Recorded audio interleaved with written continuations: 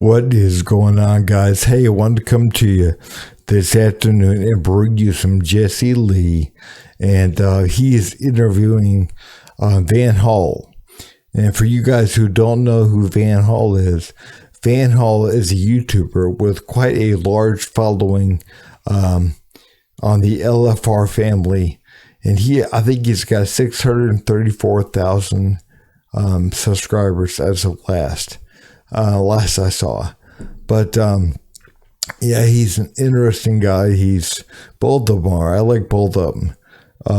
But Van Hall kind of went into a more conservative direction, and around the same time that he was going in his direction, I think I was going in my direction, because I was very left leaning at one time as well.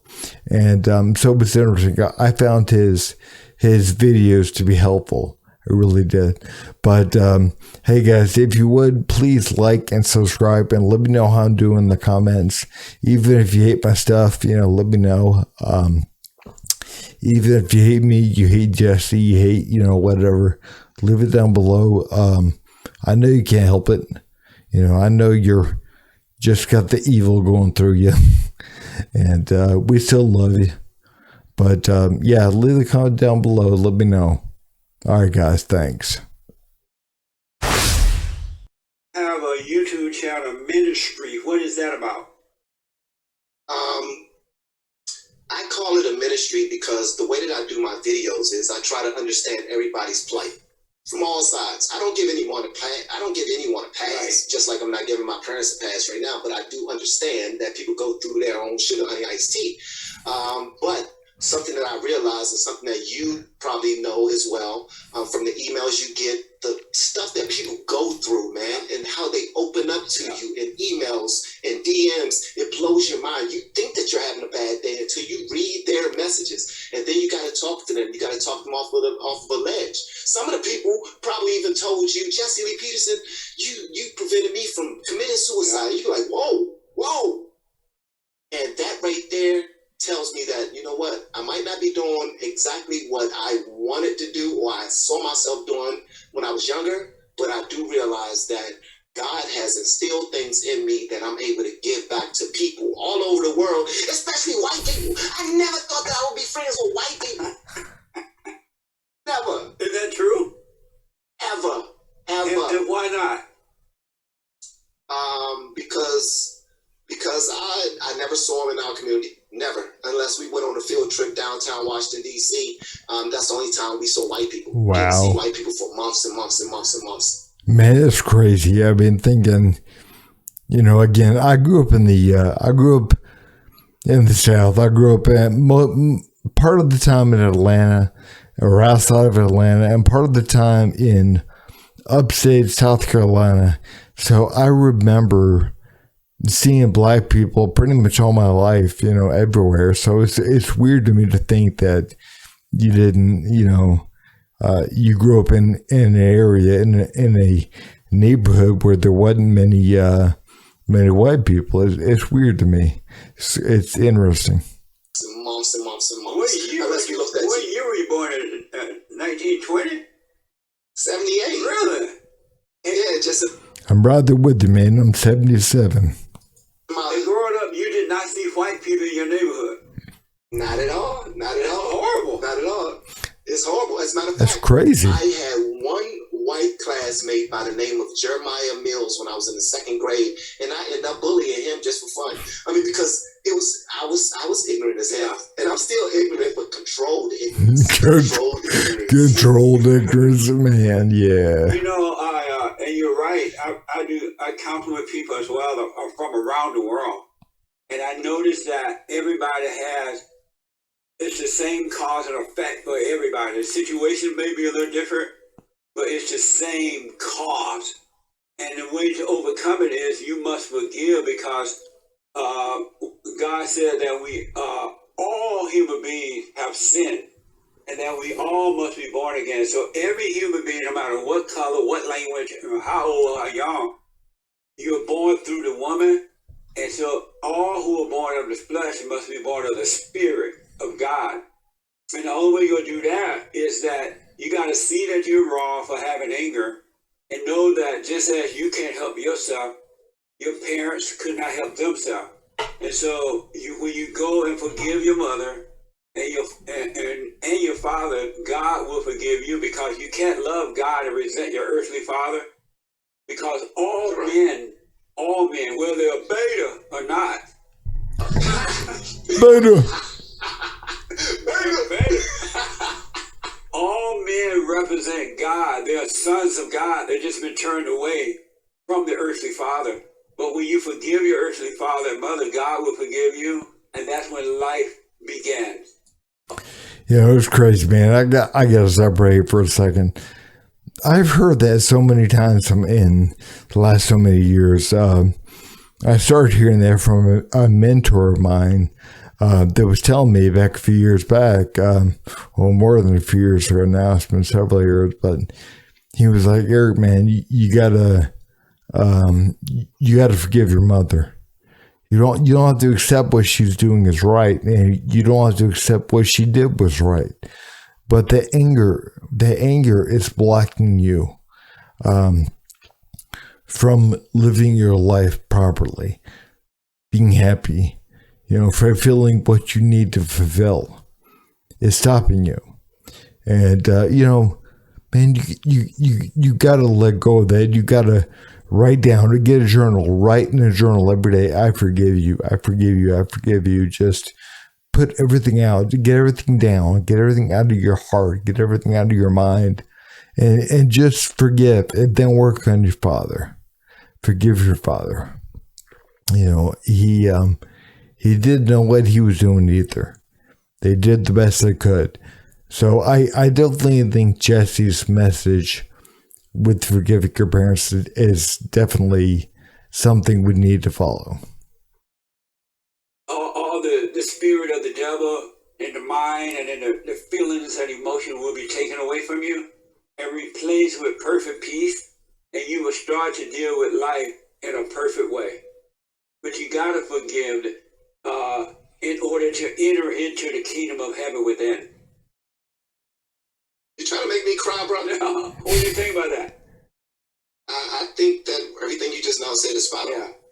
We are all born in sin, shaped in iniquity, and if you believe in God, then you must honor your mother and your father. I know that 1,000%. Here's the thing, though, and I'm sorry. No, go ahead. finish your part. No, I know. I know that I'm still stubborn as hell. But I'm all I'm saying is this. I've tried. I've sat down with my mom. We've had amazing conversations. It was just nothing there. It was nothing there. It was no connection at all. So I'm like, did I really forgive her? Because then I walk away. Am I not forgiving her, or am I judging that conversation? Am I judging her mood? Because I looked in her eyes and I said, you know what, you kind of cold. Yeah. She said, why would you say that? But then she said, no, but then I said, but you have to be, because the life that you have, I understand why you're so protective of yourself and your environment and your space. But at the end of the day, I'm not going to lie to myself and say that I have fully forgiven. I have tried. Trust me, I've tried, man. Next time you get an opportunity where both of them have no expectation from them at all. Don't expect conversation. Don't expect apology. It's weird right here when he's saying no expectations. It's like that's something else I've heard from this mentor that was helping me out, is don't have an expectation of anything. Like if you do a job, don't have an expectation of getting rich off that job or whatever. It's like sometimes when we least expect something, work hard, do whatever it is, but it's like, understand you might not do it without an expectation of something. Love somebody without an expectation of getting something from them. Do something without an expectation of people noticing what you're doing. And when you come from that place, you tend to be lifted up, or, but I remember him saying this to me, and I think maybe that's what Jesse's kind of getting at in this video right here with Van. Do not expect an apology. Don't expect them to do anything. You just say, hey, once you see that, when you clearly understand that, yes, they were wrong for what they did, but you're wrong for resenting them, or being angry at them. Because anyone that has anger has hatred. And hatred is playing God. And you would never know God as long as you're judging yourself and others, right? And so you go and just say, hey, I realize now that you couldn't help yourself. It was bad for me, but I understand now. And I'm sorry for resenting you. And they don't need to say anything. You don't need a conversation. You just need to know it's wrong for you to resent them, because it separates you from God. And then God will bring you back to Him. You'll enter the kingdom, and you'll be fine. You don't need a relationship with them. You don't need anything but to forgive them. Because God said, once again, before you enter into the kingdom of heaven, you must forgive. And to honor your parents just simply means don't resent them. Don't be angry. Again, man, if you got that blockage of anger inside of you, and you kind of release that anger that you have towards your parents, it's I'm definitely not saying that I'm where Jesse is, what he's talking about. I'm still going through a process in my own life right now, but I've noticed something, that the more that I go through, the more that moves within me, and it's like I become happier, I become lighter, I become more free, and I think that's what they mean of God moving through you. Parts of me that have been, I've had problems with aches and pains and stiffness in my knees and stuff. It's like that kind of, all that, it all kind of works together. It's kind of, I'm not trying to say that you're going to be healed or whatever. I'm not saying that. So don't think I'm being a doctor or anything. I'm definitely not. But it's like, the more you free yourself up with this anger inside of you, the more that you're able to experience life, and the lighter you feel. And again, that's something I'm still going through this process myself, but it's something, the more that I go through it, the lighter I feel. And so I think that's, again, what he's kind of talking about. If we can let that anger, we can start letting go of that, we're going to start understanding things flow through us much easier, much quicker. We feel lighter, we feel freer than what we did before. They could not help themselves. They had issues as well. It doesn't mean you got to get them money. It doesn't mean you have to have them over. It doesn't mean you have to hang out with them. Just don't resent them. Let me tell you something. This is what I don't like about your ass. I'm going to tell you this right now. Here's the thing, because I've said this in a few of my videos. I know the spirit that comes from you.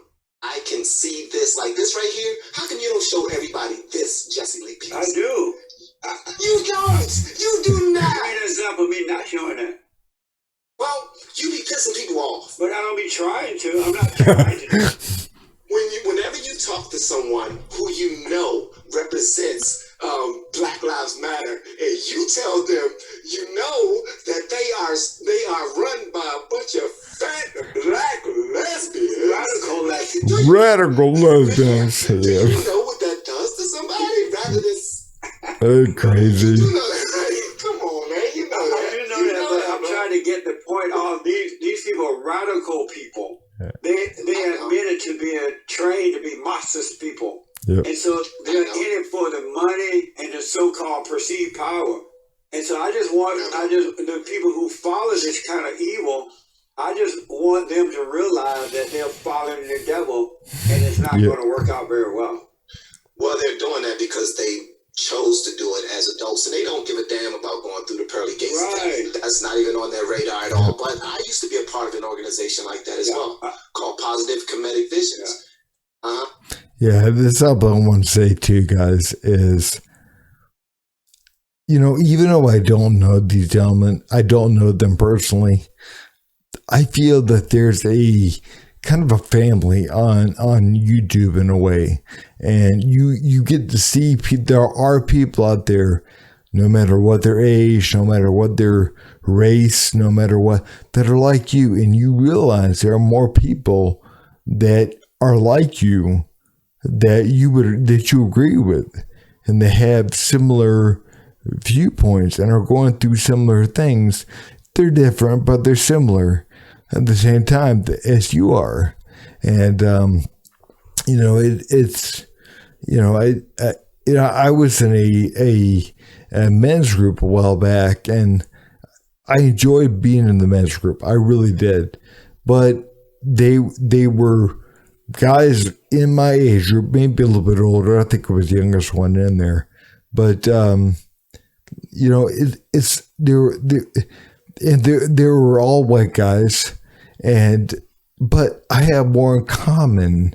I actually dropped out of the group, but I have more in common with these fellas than I do with anybody else. I mean, you know, of these guys in the group, you know, there's one guy I still kind of stay in contact with quite a bit, but you know, it's like you find people on YouTube. That's one good thing about, you know, social media and everything else, that you find that you didn't have before, is connection. Even if you don't know them, connection and ideas in life and certain things that you're going through with people that you wouldn't have found before, or maybe you wouldn't have found before. But and I used that they used to say, you know, black people cannot be racist because we don't have any power to give out to take away from anybody. That's insane. Yeah. And how did you leave? How did you manage to get out of that group? Manage. I'm a strong-minded person. Like, I don't get bullied. I bully.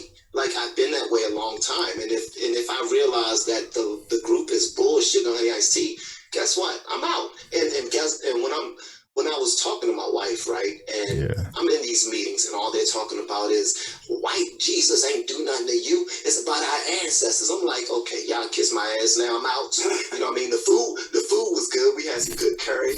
We had some good jerky. Right. You know what I mean?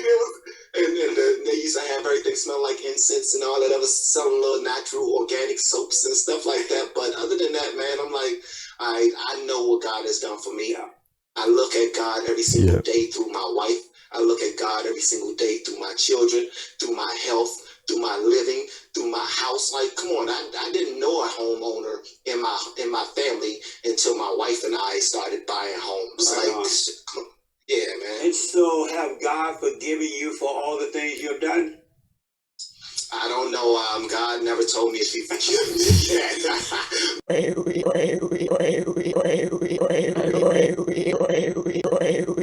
You son of a